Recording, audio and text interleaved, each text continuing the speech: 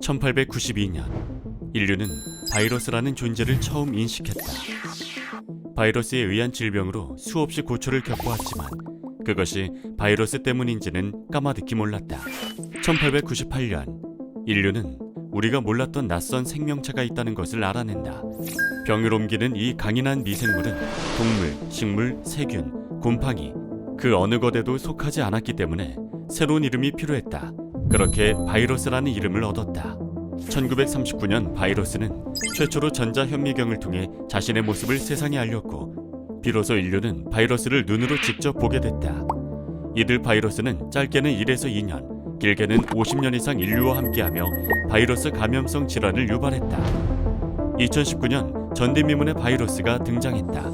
코로나19를 유발하는 사스 코로나 바이러스 2로 인해 6억 3천만 명이 넘게 감염됐고 650만 명 이상이 사망했다. 기초과학연구원은 국민을 지키기 위한 연구를 시작했다. 사스 코로나 바이러스 2의 정체를 세계 최초로 규명하고 바이러스가 인간에게 침투하는 원리와 이에 대응하는 면역 메커니즘에 대해 새로운 지식을 찾아냈다.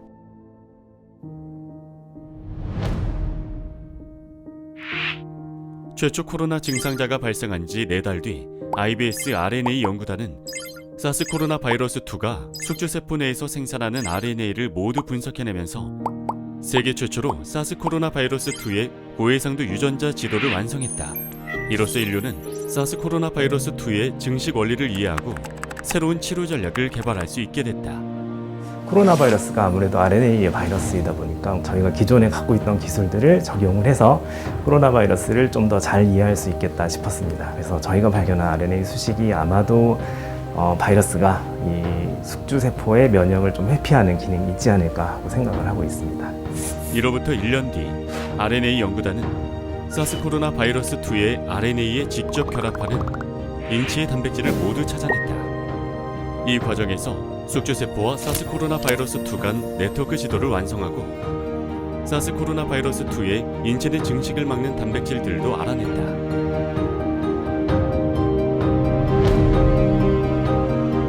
IBS 혈관 연구단은 사스 코로나 바이러스 2의 복제 순간을 최초로 포착하고 초기 감염 및 증식의 주요 표적이 비강 선무상 B세포임을 처음으로 알아냈다.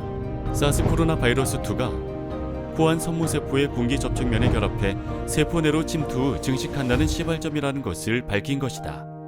우리 연구단의 이번 연구 성과에 의하면 비강 내 코로나19 백신을 투여하여 코로나 바이러스에 대한 비강 내 점막 면역을 형성하는 것이 코로나19에 대한 가장 효율적인 예방이 될 것입니다.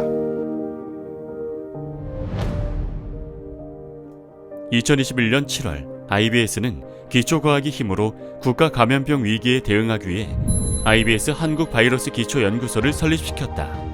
한국바이러스기초연구소는 바이러스에 대한 인체의 면역 반응 및 백신 개발을 위한 기초연구를 수행하고 있다. 코로나19의 영향력은 연령에 따라 다르게 나타난다. 고령 감염자는 젊은 층에 비해 바이러스에 감염 시 중증도와 사망률이 현저하게 높다. IBS 바이러스 기초연구소는 동물 실험을 통해 고령층 감염자의 중증도와 전파율이 높은 사실을 입증했다. 연구 네트워크를 이용해서 앞으로 다가올 질병에 대한 선제적으로 연구할 수 있는 그 계기를 마련했다는 것이 굉장히 중요한 성과라고 생각을 하고 있습니다. 기초가 없는 하나의 멋있는 집은 이루어지지 않는다고 생각을 합니다. 바이러스 기초 연구를 하는 그런 튼튼한 기반이 필요하다고 생각을 하고 있고 저는 그런 기반을 다져서 연구 인력을 양성하는 연구소가 될 수 있도록 노력하겠습니다. 저는 원래 이제 바이러스 면역학자거든요.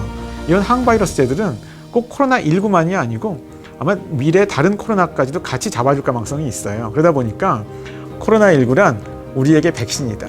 그러니까 코로나19를 인류가 겪고 나니까 우리가 이번에 많은 일을 하게 되면서 또 다른 신종 바이러스가 왔을 때 우리 전체가, 사회 전체가 백신을 맞은 것과 마찬가지가 됐다. 더 잘 대응할 수 있게 됐다. 그런 준비를 갖추게 되었다. 이후 연구진은 코로나19 부스터 백신 접종의 효과도 정밀하게 분석했다.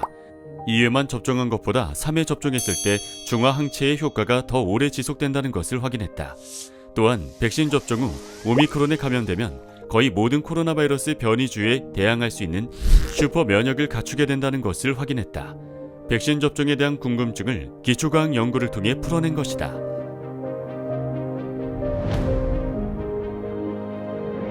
PCR을 통한 코로나19 진단은 고가의 대형 장비를 갖춘 병원, 연구소 등에서만 가능하다. 비용도 많이 들고 현장에서 실시간으로 대응하기 어렵다. 이 한계를 극복하기 위해 IBS 나노의학연구단은 나노 입자를 활용해 무게 3kg의 소형 장비로 코로나19를 17분 만에 99% 정확도로 진단할 수 있는 나노 PCR 기술을 개발했다. 바이러스는 어디든 있다. 우리가 숨쉬는 공기, 먹는 음식, 바닷속, 그리고 우리 몸에도 있다. 지구상에는 수백만 종의 바이러스가 있을 것으로 추정된다.